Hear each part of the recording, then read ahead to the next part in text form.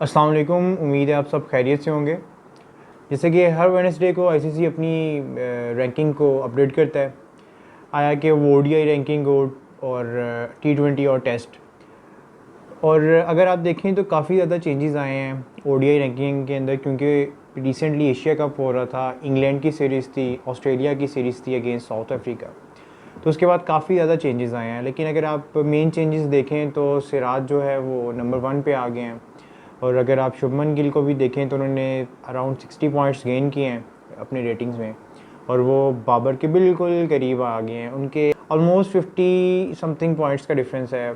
और ऑस्ट्रेलिया के साथ सीरीज़ भी है उसकी, इंडिया की। और शुभमन गिल के पास बहुत बड़ी अपॉर्चुनिटी है कि वो अगेंस्ट ऑस्ट्रेलिया एक अच्छा स्कोर अपनी सीरीज़ के अंदर बनाए थ्रू आउट, और वो बाबर को compete कर सके नंबर 1 में। एक चीज़ जो है बेसिकली मुझे काफ़ी ज़्यादा थोड़ी सी इसके अंदर कॉम्प्लिकेटेड सी लगती है। मैं ये नहीं कह रहा कि मतलब क्या चीज़ें आया कि ये चीज़ गलत है, दुरुस्त है, वटेवर, मुझे उस चीज़ से कंसर्न नहीं। मैं बेसिकली क्या कहना चाहता हूँ कि कुछ चीज़ें ऐसी हैं कि जो थोड़ी सी ना आपको मतलब एक किस्म कहते हैं कि हज़म नहीं होती। अगर आप बेसिकली आज मेरा पर्पस है उसको सिराज की नंबर 1 पे आना रैंकिंग में, और हारिस रऊफ़ का 22nd नंबर पे होना रैंकिंग में। बेसिकली मेरा आज डिस्कशन का मकसद ये है कि अगर आप सिराज की परफॉर्मेंसेस देखें और हारिस रऊफ़ की परफॉर्मेंसेस देखें तो अगर हम विकेट्स के ऊपर जाएं पर मैचेस, 29 मैचेस खेले हैं सिराज ने और 53 विकेट्स लिए हैं, और सेम हारिस ने 28 मैचेस खेले हैं एंड 53 विकेट्स उसने लिए हैं। बट देखें रैंकिंग का कितना ज़्यादा डिफरेंस है। 22 पे हारिस है और फर्स्ट पे है आपका सिराज। तो मैं अगर आप मतलब अगर रेटिंग की बात की जाए तो काफ़ी लोग, काफ़ी फैंस जो हैं, काफ़ी ऐसी चीज़ें आपको मिलती हैं सोशल मीडिया के ऊपर जो बेसिकली ये चीज़ को कन्वे करती हैं कि रेटिंग बेसिकली डिपेंड करती है आपकी परफॉर्मेंस अगेंस्ट टीम कौन सी है, मतलब किस रैंकिंग की टीम है वो, आप किस प्लेयर की विकेट ले रहे हो, क्या सिनेरियो है, किस टाइम आप ले रहे हो, और क्या क्या चीज़ें, ये सारी चीज़ें होती हैं एक मतलब कंबाइन होती हैं। और उस आईसीसी बेसिकली हर प्लेयर को 1000 में से रेटिंग पॉइंट्स देता है बेसिकली, जिसमें से वो एक्सेस करते हुए रेटिंग पॉइंट्स के अकॉर्डिंगली आपकी रैंकिंग्स बेसिकली डिसाइड होती हैं। The matter of fact is that कि अगर आप परफॉर्मेंसेस की जाओ कि सिराज की लोग कहते हैं कि परफॉर्मेंसेस हैं काफ़ी बड़ी बड़ी टीम्स के अगेंस्ट, और अगर आप बात करें उसकी हारिस रऊफ़ की तो लोग कहते हैं कि उसकी अगर आप देखें अपोजिशन के अगेंस्ट उसने विकेट्स ली हैं। मैं बेसिकली ये नहीं कह रहा सिराज इज़ द मतलब one of the best bowlers in the world right now. मतलब ओडीआई वर्ल्ड कप में अगर आप टॉप 5 बॉलर्स दें तो उसके अंदर आपका सिराज को भी आप काउंट किए बगैर नहीं रह सकते, क्योंकि वो ऐसा बॉलर है बेसिकली जो किसी टाइम पे भी आपको विकेट दे सकता है। और हर बॉलर का बुरा दिन आता है, और नेपाल के अगेंस्ट उसकी अच्छी परफॉर्मेंस नहीं रही, नो डाउट। बट आपने फाइनल में देखा कैसे परफॉर्म किया। बट मैं ये नहीं कह रहा कि सिराज नंबर 1 पे कैसे आ सकता है, क्यों आ सकता है। ऑब्वियसली उसने परफॉर्मेंसेस दी हैं तो वो नंबर 1 पे आया। बट तो जो मेरी बात का मकसद है वो ये है कि हारिस रऊफ़ में और सिराज में काफ़ी ज़्यादा डिफरेंस है।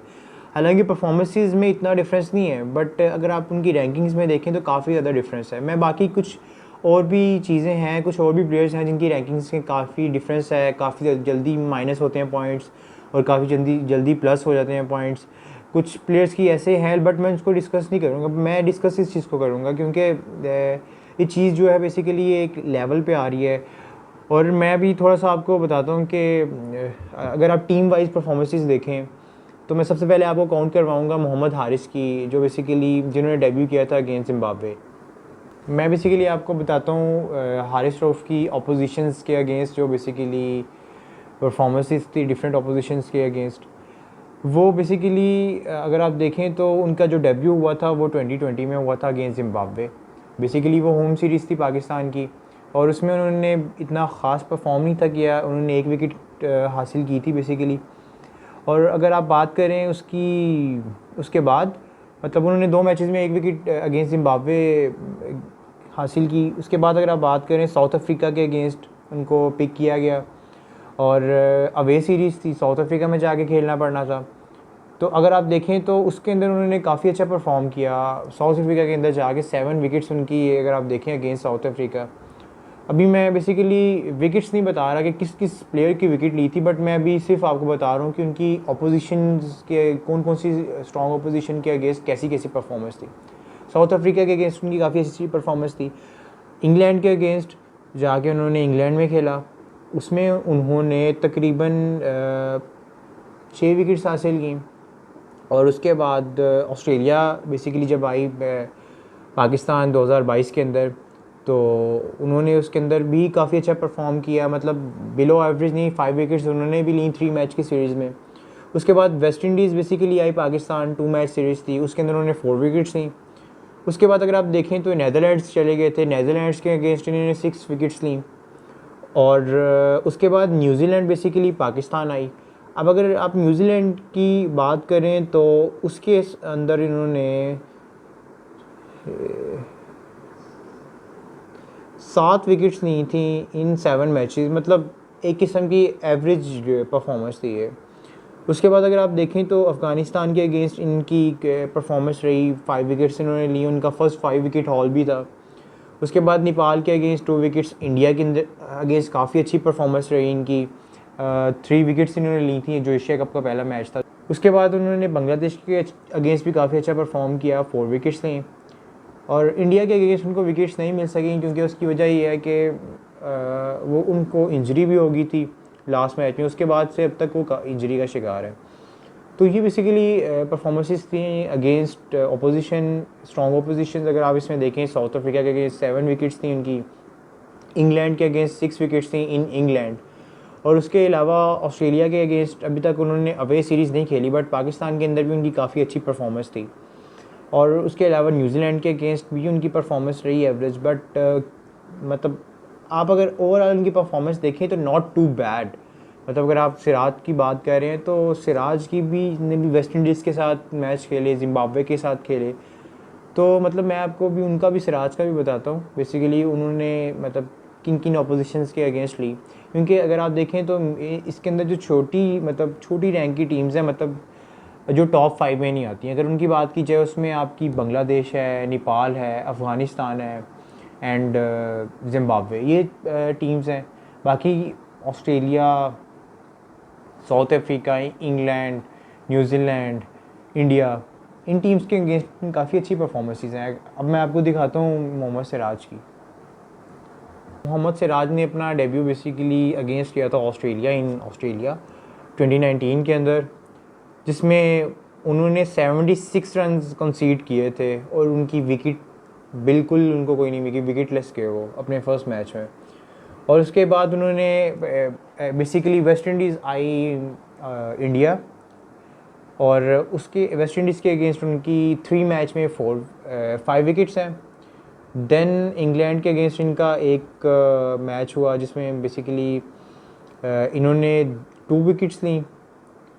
और उसके बाद वेस्ट इंडीज़ जाके ये लोग खेले, जिसमें इन्होंने 3 मैचेस के अंदर 4 विकेट्स ली। उसके बाद जिम्बाब्वे के अगेंस्ट इनके 2 मैचेस थे, अवे थे जिम्बाब्वे में, वो उनमें 2 विकेट्स ली। Basically South Africa I basically India, और उसमें इन्होंने 5 विकेट्स ली 3 मैचेस में। बांग्लादेश जाके इन्होंने खेला अगेंस्ट बांग्लादेश, उसमें इन्होंने 6 विकेट्स ली। देन इन्होंने श्रीलंका के अगेंस्ट इंडिया के अंदर ही अपनी मतलब होम ग्राउंड्स के अंदर खेला, जिसमें बेसिकली इनकी 9 विकेट्स हैं। और उसके बाद न्यूजीलैंड आई इंडिया, तो न्यूजीलैंड के अगेंस्ट इनकी 5 विकेट्स हैं। ऑस्ट्रेलिया आई इंडिया, उसके अंदर इनकी 5 विकेट्स हैं 3 मैचेस के अंदर। और उसके बाद अगर आप बात करें पाकिस्तान के अगेंस्ट इनकी 0 विकेट थी, फर्स्ट मैच था। नेपाल के अगेंस्ट इनकी 3 विकेट्स थी, और पाकिस्तान के अगेंस्ट फिर इनकी विकेट नहीं थी कोई, विकेटलेस गए। और श्रीलंका के अगेंस्ट इनका सेकंड लास्ट मैच था, उसके अंदर इन्होंने 1 विकेट ली। इसके बाद बांग्लादेश के अगेंस्ट इनको शायद रेस्ट मिला।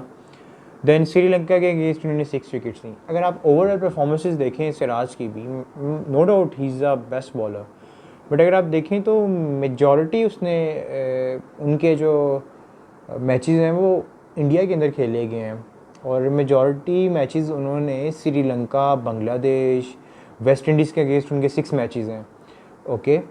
और वेस्ट इंडीज़ के अगेंस्ट उनके 6 नहीं, सॉरी, वेस्ट इंडीज़ के अगेंस्ट उनके 5 मैचेस हैं, और उसके बाद जिम्बाब्वे के अगेंस्ट उनके 2 मैचेस हैं, और नेपाल के अगेंस्ट उनका 1 मैच है, और श्रीलंका के अगेंस्ट उनके 6 मैचेस हैं। बेसिकली अगर आप देखें तो इसमें उन्होंने 77 to 75% मैचेस जो हैं अपने होम ग्राउंड में खेले हैं। बट स्टिल मुझे समझ नहीं आती कि ये जो अपोजिशन वाला चक्कर है और ये वाली सिनेरियोज मैंने सब कुछ आपके सामने बेसिकली रख दी है। तो ये आईसीसी को बेसिकली चाहिए कि वो एक ऐसा बेसिकली कैलकुलेटर ऑनलाइन अगर इंट्रोड्यूस करवा दें वो बेहतर रहेगा, या बता दें कि मतलब किस तरह एक रेटिंग्स को काउंट किया जाता है। क्योंकि एक किस्म की उसके अंदर आपकी वो आ जाती है कि आप ट्रांसपेरेंसी आ जाती है कि आपको प्लेयर्स को पता होता है कि यार अच्छा इसने परफॉर्म किया तो ये इसकी मतलब कैलकुलेशन करेंगे तो हम लोग ये प्लेयर इस तरफ चला जाएगा, मतलब इसकी रैंकिंग्स या तो प्लस चली जाएंगी या माइनस चली जाएंगी। बस ये इस बेसिस पे होता है कि यार अच्छा इसने 50 किया तो ये थोड़ा सा ऊपर चला जाएगा, चलो 100 कर लिया तो ये थोड़ा सा और ऊपर चला जाएगा, और अगर इसने एक मैच में परफॉर्म ना किया तो ये नीचे चला जाएगा। अगर आप कुलदीप यादव की देखें बात तो उसने काफ़ी अच्छा परफॉर्म किया है थ्रू आउट द एशिया का, बट अगर आप देखें तो उसकी भी -3 में गई हुई है रैंकिंग, जो कि बेसिकली समझ नहीं आती। तो आईसीसी को चाहिए कि इस चीज़ के ऊपर ना थोड़ा सा मतलब वर्क किया जाए, क्योंकि बहुत बड़ी ऑर्गेनाइजेशन है। तो एटलीस्ट उनको ये चाहिए कि इस चीज़ को ना मतलब आवाम के सामने रखें कि आवाम बेसिकली इस चीज़ को ईजीली समझ सके, और फैंस के अंदर भी इतना कोई कॉन्फ्लिक्ट ना हो कि अच्छा यार उसको इतना बेनिफिट मिला, उसको इतना बेनिफिट मिला है। नो डाउट ये ऑटोमेटिकली सब कुछ हो रहा होता है बैक एंड पे, बट थोड़ी सी ट्रांसपेरेंसी होनी चाहिए इसके अंदर कि आप ट्रांसपेरेंसी से मुराद है कि क्लैरिटी होनी चाहिए कि रेटिंग पॉइंट्स डिस्ट्रीब्यूट कैसे किए जाते हैं, मतलब आप कैसे डिस्ट्रीब्यूशन हो रही है इन पॉइंट्स की। किसी के साथ कभी बहुत अनफेयर हो जाता है, किसी के साथ कभी बहुत ज़्यादा फेयर हो जाता है, और कुछ के साथ मतलब ठीक रहता है कि मतलब वो फेयर है अनफेयर है। बट अगर आपके सामने मैंने सारा डाटा रखा है, अगर आप हारिस और सिराज के स्टैट्स को कंपेयर करें तो डिफरेंस अगर आपको नज़र भी आता है ना तो इतना ज़्यादा नज़र नहीं आएगा कि मतलब 1 से 22 का डिफरेंस हो। 1 से 10 तक का समझ आता है, या 1 से 5 चलें ठीक है, 1 से 5 अगर आपने नहीं भी समझना तो 1 से 10 तक समझ आता है, बट 1 से 22 इज़ शॉकिंग। सो मेरी भी रिक्वेस्ट है आईसीसी से कि वो इस चीज़ को थोड़ा सा मतलब बॉदर करे, ताकि जितने भी फैंस हैं उनके लिए ये ईजी रहे कि वो इस चीज़ को बेसिकली ईजीली प्रेडिक्ट कर सकें कि उनके प्लेयर्स कैसा परफॉर्म करेंगे तो किधर जाएंगे, किस रैंकिंग पे आएंगे, किस रेटिंग पॉइंट्स उनके क्या होंगे, तो सब कुछ।